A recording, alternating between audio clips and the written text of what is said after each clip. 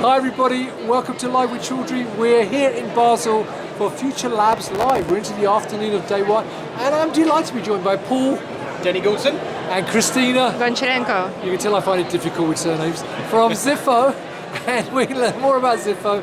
And actually, they both spoke today, so we're going to learn more about their presentation as well. So first of all, Paul, Kristina, it's lovely to see you.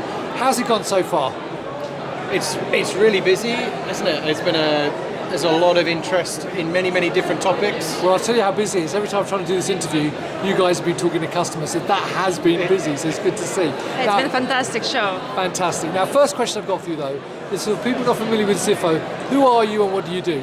Kristina, do you want to take that? Sure. So at Zifo, we're the global enterprise scientific informatics consulting company, and we're here to support all life science companies in their digital transformation journey. Fantastic. Do you want to add Paul, something? anything to add?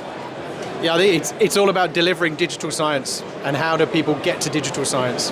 Brilliant. And what are you specifically focusing on this week in Basel? So what are you really wanting to talk to customers about and highlight? Yeah, I think there's a few trends that are coming through at the moment. I'll probably take that. There's a few trends. So one is delivering on the promise of AI. Everybody wants AI. Everybody wants machine learning, but they forget that they need to do a load of other stuff before we get there. So we're focusing on how they get there, focusing on data, process, ensuring that all of that knowledge that goes into the AI, the algorithms, is of really good quality. So that's one of the big areas there. I think the other one is probably automation. You see a lot of robotics arms, robotics organizations looking at how can I automate things that are mundane. And then you couldn't do anything without mentioning ChatGTP or something like that in terms of transforming the way that scientists do their work. Kristina, anything to add to that? Yeah, I will add another aspect of change management, kind of living in all of this fast-changing environment, how all of us, industry, scientists, can adapt to all this fast-changing in robotics. It's pretty exciting times. Fantastic. Well, actually, that leads very nicely to my next question, because I had the pleasure of sitting in on your presentation this morning. Now, not everybody had a chance to do that, obviously. Only a select few were actually there. So for people who missed it, can you give me a quick summary of what you were talking about? So we talked about the fact that digital transformation is a journey. And you have to look at that journey as a number of steps. We cautioned on big bang, lots of investment. We spoke about how to think of the requirements, what does it that the scientists need? What is it that the business need? Rather than going at it from a technology-centric, let's go and buy this cool technology and see what it does. It's let's understand the business problem and really look for value at every stage. Anything else? Yeah, we're all, I think, focused really on delivering value to scientists, value to business, and this is where I think Zifo is standing, is how we're gonna bring value to people. We're asking this question to our customers, and sometimes they need to go back and think like, oh, I haven't thought about that. Yeah. Or how do we do that? That's what we get asked is that as well. Fantastic. Now, obviously we're here at Future Labs Live, so there are lots of companies here offering various solutions. What makes Zifo unique and different? Why should people work with you? I think one of the major differentiators we have is our focus on science.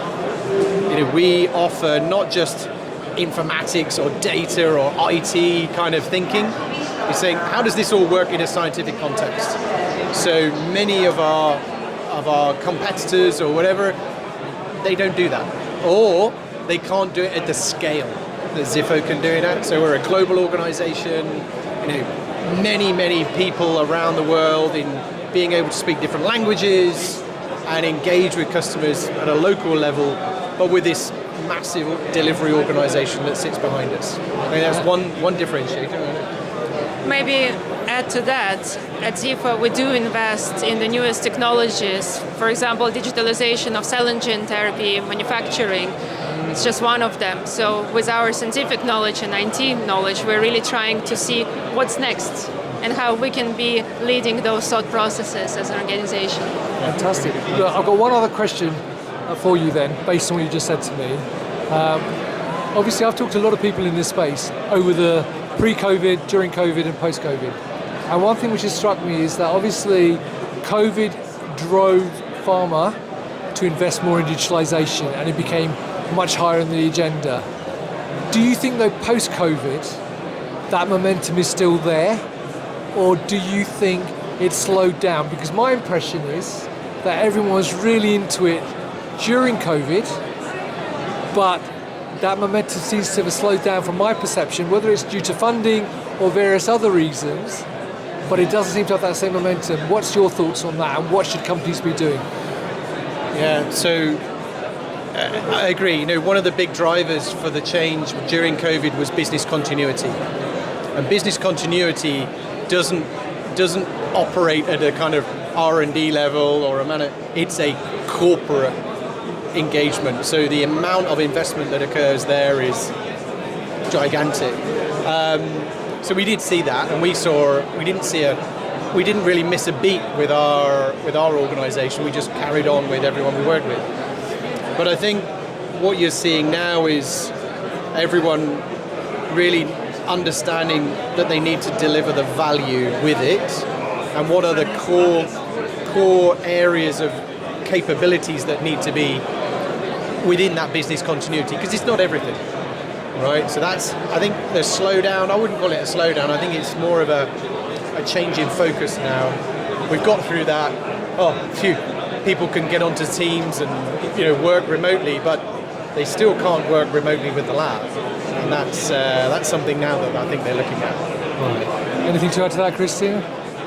I think it's an exciting times with looking how much innovation now goes through with all the newest technologies. So for sure, life science industry is trying to catch up, and there's definitely a lot to catch up. Yeah, brilliant. Well, look, Kristina, Paul, it's lovely to see you both. Thank you very much for taking time out. By the way, viewers, I did take a little clip of their little presentation this morning, which hopefully will go live on LinkedIn as well. So look out for that as well, and you can see what you missed, or at least a little bit of what you missed anyway. So once again, Paul, Kristina, fantastic. It's great to meet you both. Have a great show. Viewers, if you're here at Future Labs Live, come to booth 39. Come and talk to Paul and Kristina and the rest of the team. They'll love to talk to you. And they've got coffee, so you can come and get some lovely coffee as well. And t-shirts, and bags. And chocolate. And chocolate. Sorry, you must have missed that. So make sure you come to the booth and talk to them. But if you can't do that, there are many other events, and you can follow them on LinkedIn and go to their website and check the link above the video. So once again, it's lovely to see you both. Enjoy the rest of the show. And viewers, thank you for watching. Till next time, stay well and stay safe. Bye-bye.